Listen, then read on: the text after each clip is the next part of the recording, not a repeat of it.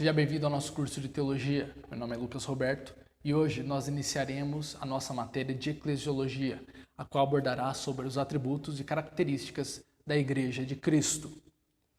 Essa aula corresponde às unidades 1 e 2 de nossa apostila. Toda vez, e é muito comum, que nós ouvimos falar sobre o significado da palavra eclésia, da qual vem o nosso vocabulário igreja, dizendo que eclésia é composto de dois termos, eclésia, que é chamados para fora. Isso é um debate que ocorre nos meios acadêmicos também, entre teólogos. Mas o certo não é, de fato, que eclésia tenha esse significado, mas que eclésia significa uma assembleia, uma reunião de pessoas, um aglomerado de pessoas que se unem, assim como é dito assembleia no Antigo Testamento, referindo-se à reunião do povo de Israel. A palavra eclésia na Bíblia, ela tem uma variedade de significados, dos quais nós podemos apontar os seguintes. Em primeiro lugar, nós temos o significado de igreja invisível, no qual consiste e se trata do número total dos eleitos de Deus que já foram, dos que agora são e dos que ainda serão reunidos num só corpo sob Cristo, seu cabeça. Ela é a esposa, corpo, a plenitude daquele que cumpre tudo em todos e em todas as coisas. Portanto, no primeiro sentido, igreja refere-se a todos aqueles cristãos salvos por Cristo de todos os tempos. É por isso igreja invisível, porque ela está espalhada por todos os cantos e nós não podemos ver, no sentido de não conseguirmos distinguir da igreja visível, que é o segundo significado dessa palavra. A igreja invisível consiste nos cristãos que professaram a fé em Cristo e distinguiram-se, separaram-se do mundo por meio do batismo. Esses compõem a igreja da qual nós vemos o corpo eclesiástico das denominações. É visível porque estão presentes, estão à vista, mas nem todos que pertencem à igreja visível são da igreja invisível. E nem todos que são da igreja invisível pertencem à igreja visível. Não no sentido, obviamente, dos desigrejados, eu não estou me referindo a fazer uma apologia aos desigrejados, mas me referindo a países em que a igreja ela é subterrânea. A igreja ela é perseguida e precisa funcionar de forma informal. Portanto, ela não é visível aos olhos humanos, mas ela existe e está a pleno vapor. A Confissão de Fé de Westminster diz o seguinte: a igreja visível, que também é católica ou universal sob o Evangelho, não sendo restrita a uma nação como antes no Antigo Testamento, consiste de todos aqueles que pelo mundo inteiro professam a verdadeira religião, juntamente com seus filhos. É o reino do Senhor Jesus, a casa e família de Deus, fora da qual não há possibilidade ordinária de salvação. Aqui ele está falando no sentido que se você não fez uma profissão de fé, não participa dos sacramentos, é impossível você ser salvo, pertencer à igreja invisível. Essa igreja visível também é conhecida como igreja militante, porque ela lida com as ciladas de Satanás. E nessa igreja invisível nós temos cristãos autênticos e cristãos apenas nominais, que são falsos. É aquela ideia da parábola do joio e do trigo. E não cabe a nós distinguirmos, não cabe a nós fazermos essa separação. É Cristo que fará essa distinção no final dos tempos. Obviamente que devemos estar alertas sobre os lobos em meio às ovelhas, devemos sempre, como falaremos mais à frente nessa matéria, exercermos os ofícios que Cristo colocou da questão de disciplina, mas não venhamos a criar uma igreja utópica achando que existe alguma congregação que a igreja visível e invisível sejam sinônimos, ou seja, a igreja perfeita, a igreja em que só tem cristãos autênticos. Há também o significado de igreja no sentido de igreja local. Por exemplo, nós temos diversas congregações, diversas reuniões do corpo de Cristo. E essas reuniões são chamadas também pela Bíblia como igreja. Não são uma sub-igreja, não são uma filial de uma igreja, mas são igreja, porque fazem parte do corpo de Cristo.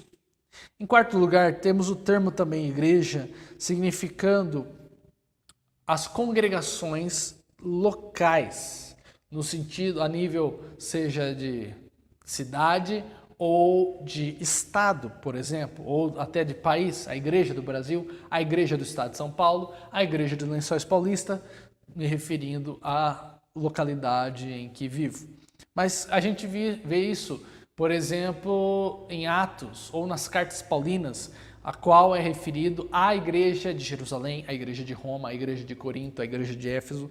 Obviamente, essas cidades eram grandes e não havia apenas uma igreja, uma congregação. Provavelmente havia diversas congregações e elas que tinham comunicação entre si formavam a igreja daquela localidade e que se reuniam na casa dos fiéis.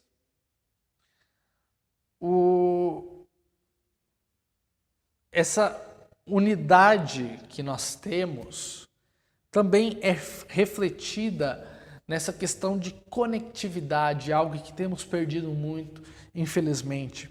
E eu vou explicar para você. Se hoje você, como um presbítero, um pastor, um líder da sua igreja, vê a necessidade de colocar de disciplina, o famoso colocar de banco uma pessoa por causa de algum pecado, alguma conduta indevida dessa pessoa, dificilmente essa pessoa se submeterá à sua autoridade, aceitará a sua disciplina, cumprirá a fim de que ela entenda seu erro e se arrependa e retorne ao corpo de Cristo, como é o foco e o papel da disciplina cristã. Mas provavelmente essa pessoa irá para outra denominação e nessa denominação ela ainda receberá algum cargo, alguma outra questão, e essa denominação não respeitará a decisão feita pelo conselho, pela liderança de sua igreja. Então, isso mostra que estamos vivendo com igrejas, congregações fragmentadas entre si, que não há diálogos entre si, o que não ocorria na época dos apóstolos, porque todas havia de comum bom grado, havia de comum ideia e comum liderança. Portanto, se havia uma decisão em uma congregação, isso valia para todas as outras. Esse princípio de conectividade e associação de igrejas também fala a respeito da instituição da igreja, sendo esta representada por presbíteros, uma liderança de presbíteros. E esses presbíteros, como líderes dessa denominação, representam essa igreja, respondem por essa igreja. Portanto, quando nós vemos algumas das passagens da Bíblia falando a respeito da congregação se reunindo, a igreja tal, possivelmente isso está se referindo aos liderados, não aos liderados, mas à liderança, aos presbíteros, e no caso do Antigo Testamento, aos anciãos. É interessante que no inglês, elders, a palavra elders, pode significar tanto anciãos quanto presbíteros, porque havia essa esse conhecimento de que os anciãos que representavam as suas famílias no Antigo Testamento são correspondentes aos presbíteros ou bispos que nós temos no Novo. Então, quando nós temos essa reunião de presbíteros de uma congregação, nós temos um conselho, um presbitério. Quando nós temos, então, essa reunião de presbíteros numa cidade ou de uma região, nós temos um presbitério regional. E quando nós temos algo mais amplo, na questão, por exemplo, de um país, nós temos uma Assembleia Geral, que se trata dos presbíteros em si. Portanto, a Bíblia também diz a respeito dos presbíteros representando oficialmente a sua denominação, a sua congregação, né? Agora vamos falar a respeito, antes de encerrar essa aula, falar sobre um mito que tem sido estabelecida há muitos séculos pelo romanismo, pela Igreja Católica Romana, de que o apóstolo Pedro havia sido o primeiro líder, cabeça da igreja, o primeiro papa. E isso vem se espalhando durante séculos, milênios até. E vamos ver alguns pontos que refutam isso, contradizem isso e que podem nos servir de guia para quando formos conversar, ou se você mesmo, que possa ser um católico romano, possa ter esclarecido a sua dúvida a respeito disso. Na apostila está mais detalhado, eu apenas vou citar os tópicos para não ser repetitivo, certo? Então, acompanhe comigo na sua apostila, que você tem em versão digital ou impressa. Em primeiro lugar, o texto de Mateus 16, 18, ele é mal interpretado, porque ele diz o seguinte: digo-te ainda que tu és Pedro, e sobre esta pedra edificarei a minha igreja, e as portas do inferno não prevalecerão contra ela. Na verdade, esse texto é muito difícil de ser interpretado.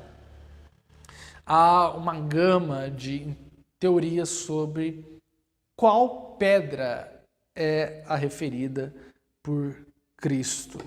A palavra Pedro ou Cefas, né, que são a mesma coisa, só mudam o idioma, ela simboliza um pedregulho. E aqui a palavra Petra, que Cristo usa sobre esta pedra, ela representa uma rocha firme. E a questão é, primeiro, nós já podemos descartar que Pedro não é essa pedra que Cristo está dizendo. Qual então é a possibilidade, quais as possibilidades da pedra, do que é essa pedra que Cristo está falando? Em primeiro lugar, nós estamos vendo um versículo logo após a confissão de Pedro: tu és Cristo, Filho de Deus vivo. E essa confissão da divindade de Cristo pode muito bem ser o significado dessa pedra. Outra questão é que o próprio Cristo pode estar referindo-se a si mesmo como a pedra de esquina, a pedra da qual está edificada a igreja.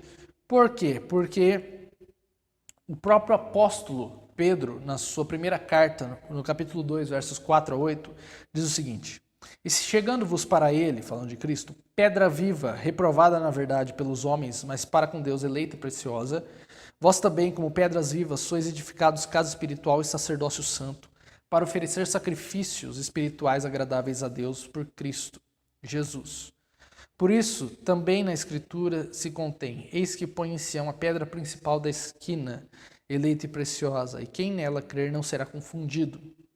E assim para vós, os que credes, é preciosa, mas para os rebeldes, a pedra que os edificadores reprovaram, Esta foi a principal da esquina, e uma pedra de tropeço e rocha de escândalo para aqueles que tropeçam na palavra, sendo desobedientes, para o que também foram destinados. Se Pedro ele tinha a consciência de ser o padre, de ser o santo padre, o papa, e ser a pedra pela qual a igreja está fundamentada, ele não usaria esse termo, dizendo que Cristo é a pedra pela qual está a igreja.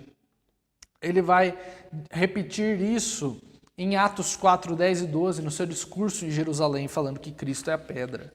Portanto, Cristo está dizendo de si mesmo, ou da confissão de Pedro, de que Cristo é Deus. Segundo ponto, a afirmação de que Cristo entregou exclusivamente as chaves do reino dos céus a Pedro, ela é falsa. Por quê?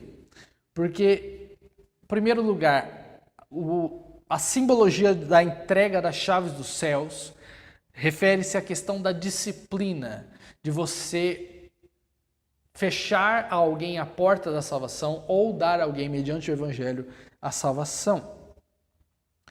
E nós vemos que não foi apenas a Pedro que Cristo dá essas chaves de forma metafórica, mas ele dá a todos os apóstolos. Em Mateus 18, 18, ele dá isso. Então, Pedro, é lógico que ele tem uma primazia no grupo dos 12, ele é citado em primeiro lugar em todas as listas dos nomes de apóstolos, mas ele não tem essa liderança acima dos outros.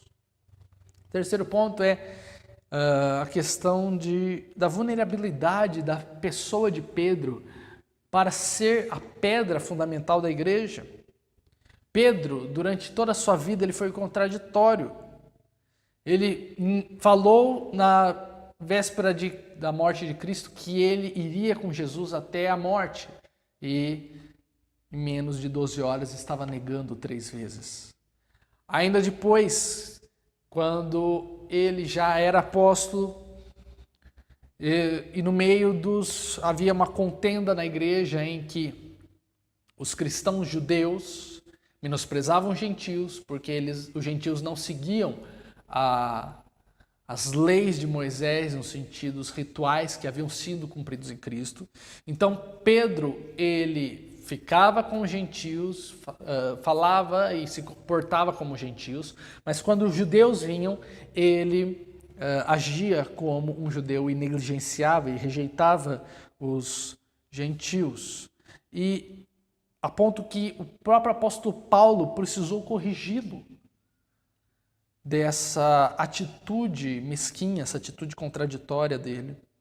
E se ele fosse de fato o Santo Padre, o Papa, ele estaria livre de qualquer correção e estaria acima de qualquer subordinação de exortação.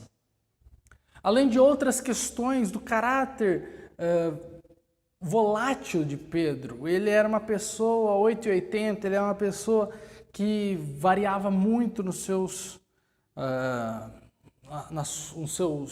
temperamentos, nas suas decisões, e por isso ele não é adequado para ser a pedra basilar da igreja, porque imagine se os fundamentos da igreja fossem voláteis desse jeito, então a igreja inteira entraria em colapso por causa dessa mudança. Em quarto lugar, é que o primado de Pedro, ainda que ele seja citado em primeiro lugar na lista de apóstolos, como eu já disse anteriormente, ele não é reconhecido pelos demais apóstolos, porque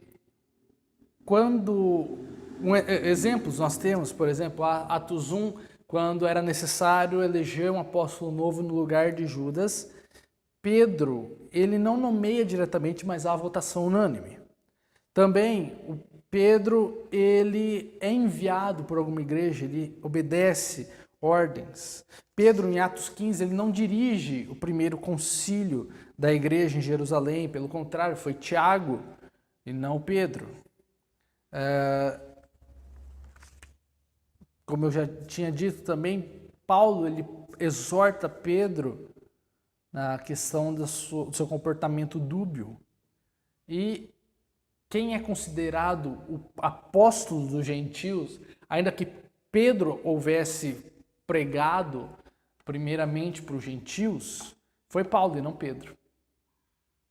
É meio contraditório, né? Porque Pedro, ele foi o primeiro a pregar para os gentios, Cornélio, que tem aquela visão do lençol, e Paulo, ele sempre procurava sinagogas em primeiro lugar, depois ele pregava para os gentios, mas Paulo é considerado o apóstolo dos gentios e não Pedro.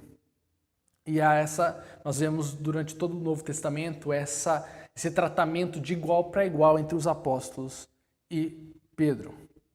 Em quinto lugar, Pedro, ele próprio não reivindicou a autoridade papal. Exemplo, quando ele vai na casa de Cornélio, Cornélio tenta adorá-lo, ele pede para que Cornélio não faça isso porque ele é pecador de homem como o próprio Cornélio. E ele autodenomina-se apenas apóstolo de Cristo. Ele às vezes até se rebaixava ao cargo de presbítero como os demais, porque ele não arrogava para si tal título papal.